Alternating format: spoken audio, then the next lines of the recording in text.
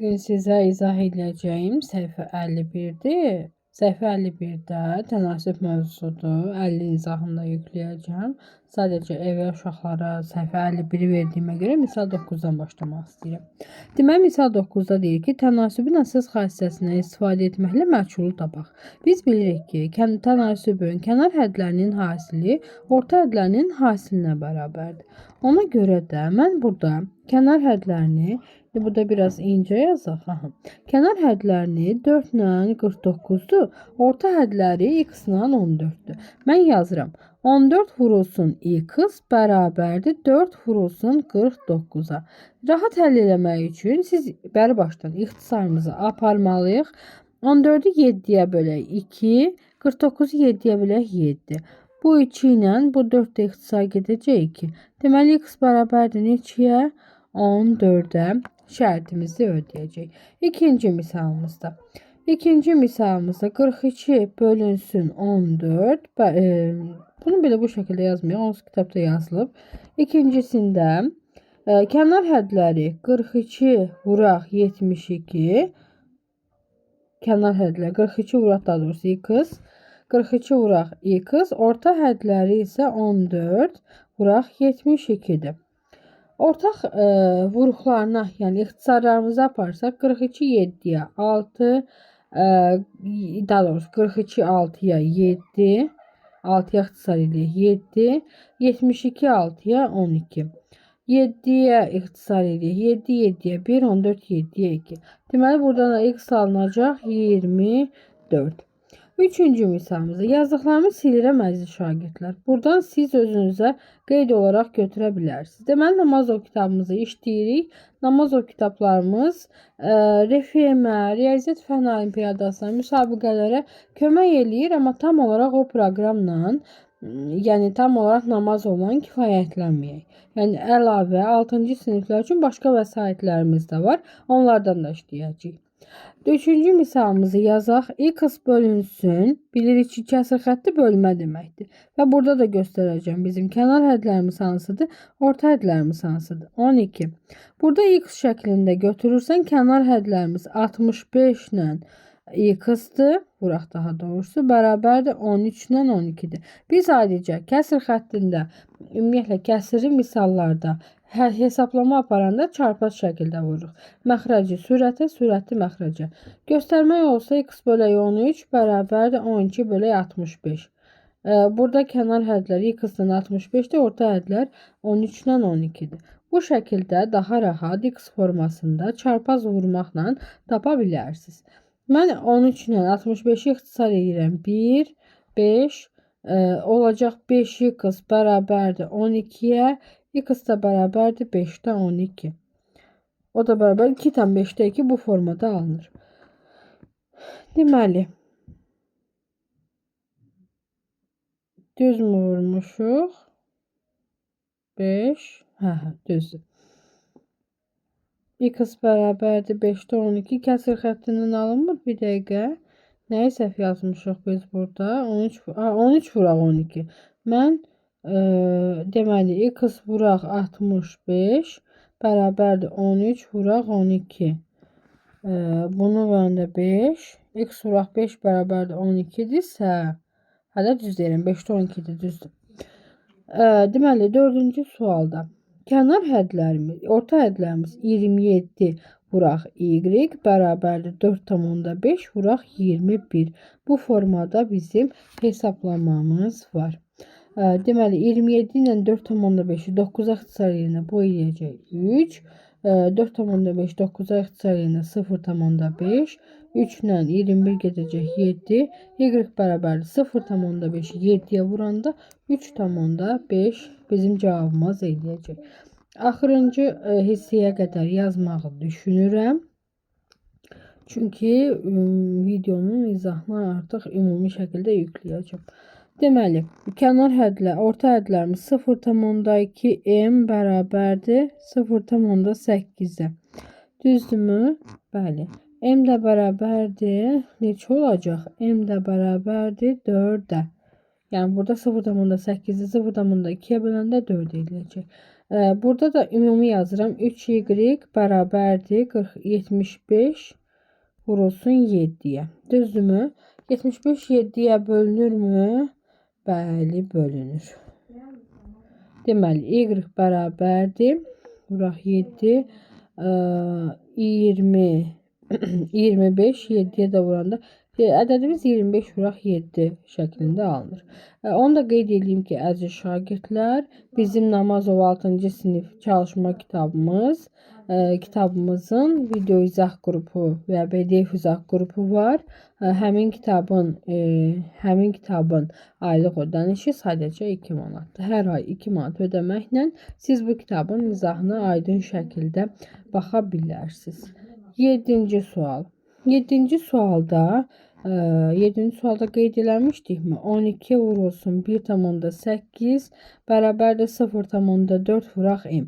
İstəyirsiniz bu şəkildə izahlarını yazım, hesablama hissələrini özünüz yazın. Onsuz da qrupumuzda izahlı yazılı formada sizə atacağım.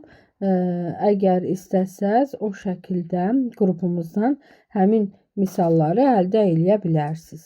Deməli,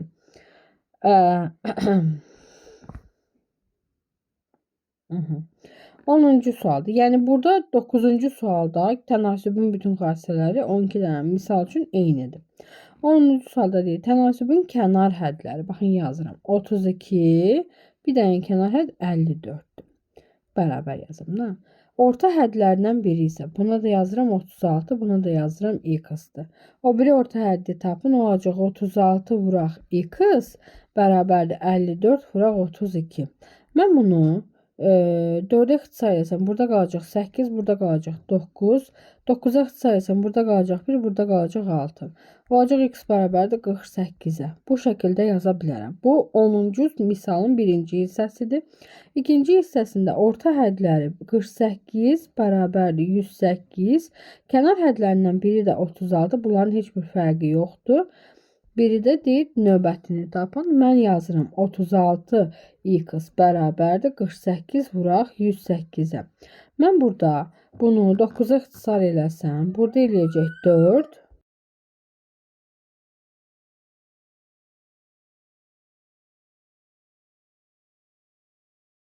Burada eləyəcək 4. 9'a ixtisar eləmişik. Burada da eləyəcək 12. Və 4 ilə 48, 12'yi də ixtisar eləsək 3'ə, 48'i də 3'ə vuranda 24, 2 adda 144. Yəni x eləyəcək 144. Növbəti bizim ədədimiz də, kənar həddimiz də 144. 11-ci misala baxaq. Ola bilsin birinci, ikinci hissəsini izah eləyərəm, digərləri sizə qalar. Yenə deyirəm, izahlı hissələrinizi yazıb qrupa göndərəcəm. Sadəcə olaraq bilgisini izah eləyim ki, yəni gedişat budur. Həm qarışıq ədədlə, həm kəsrlə, onluq kəsrlə verilib deyə sizlərə çətin gəlməsin. Bizdən hansı formada tələb eləyirsə, o formada da yaza bilərik. Məsələn, 11-ci sualın birinci hissəsinə gəlin hər birini düzgün olmayan kəsrə gətirək. 2,3'də 1 kəsrini düzgün olmayan kəsrə gətirəndə eləyəcək 3'də 7 bölünsün x. 1,2'yi düzgün olmayan kəsrə gətirsək olacaq 10'da 12 bölünsün 1,8'i gətirəndə olacaq 10'da 18 formasında. Və növbəti olaraq kənar hədlərimiz, orta hədlərimiz 10'da 12 x bərabərdir 3'də 7 vurulsun 10'da 18 bu formada yazılacaq və burada da 10'da 12 x bərabərdir. Məxrəc əgər ixtisar getmirsə, məxrəci sürətə vurulur.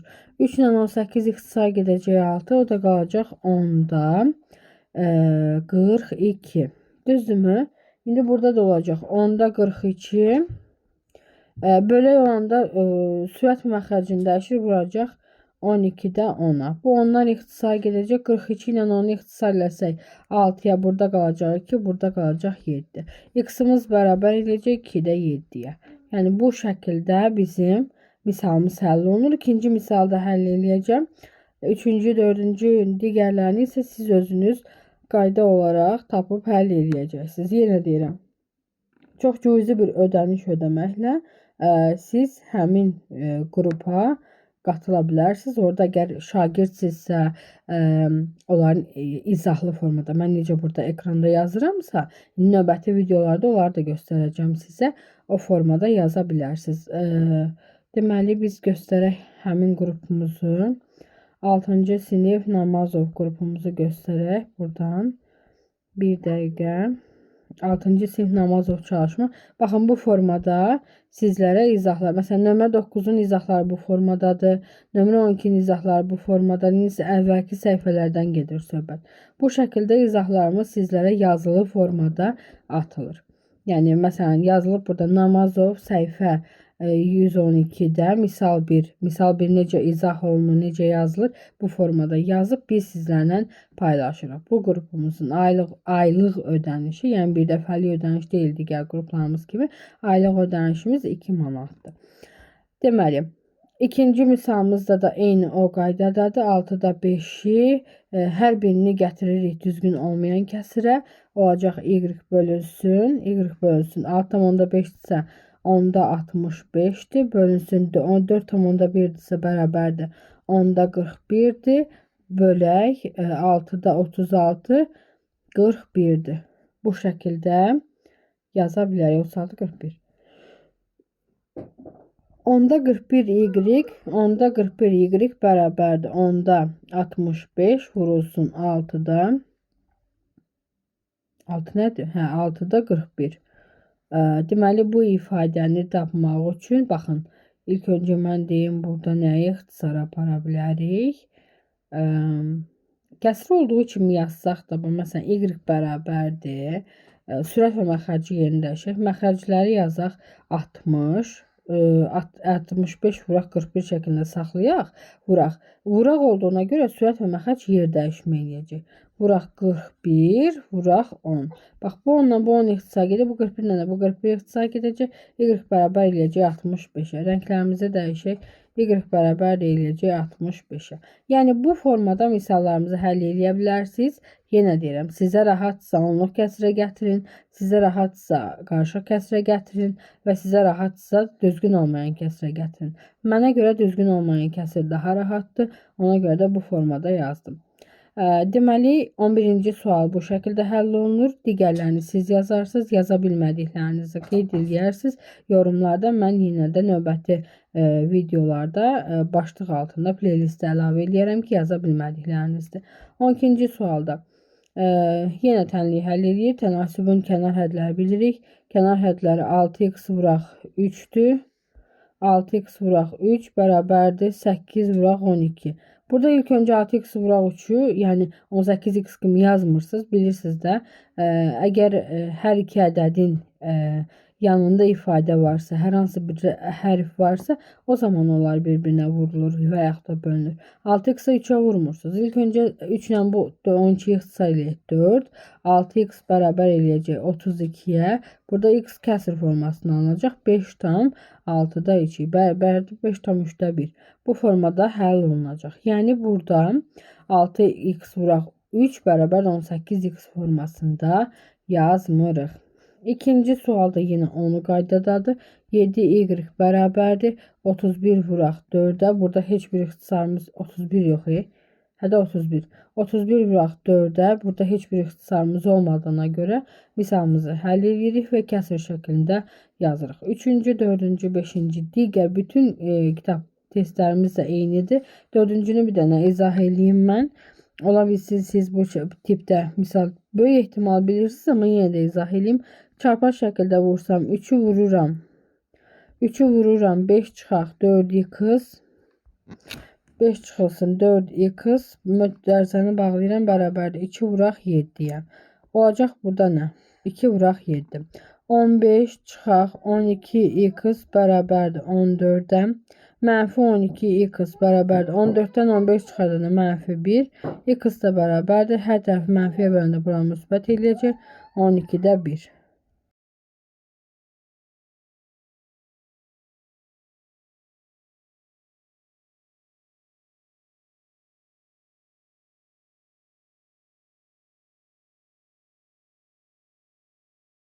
x bərabərdir 12'də 1. Yəni burada da yenə x formasına çarpaz şəkildə vurmaqla biz misallarımızı rahat bir şəkildə həll edə bilərik. 12-ci misalımızın da gedişat qaydası budur. Əgər müəllimsinizsə, əlinizdə hazır PDF-lərin olmasını istəyirsinizsə, hazır hissələrin olmasını istəyirsinizsə bu şəkildə eləyə bilərsiniz.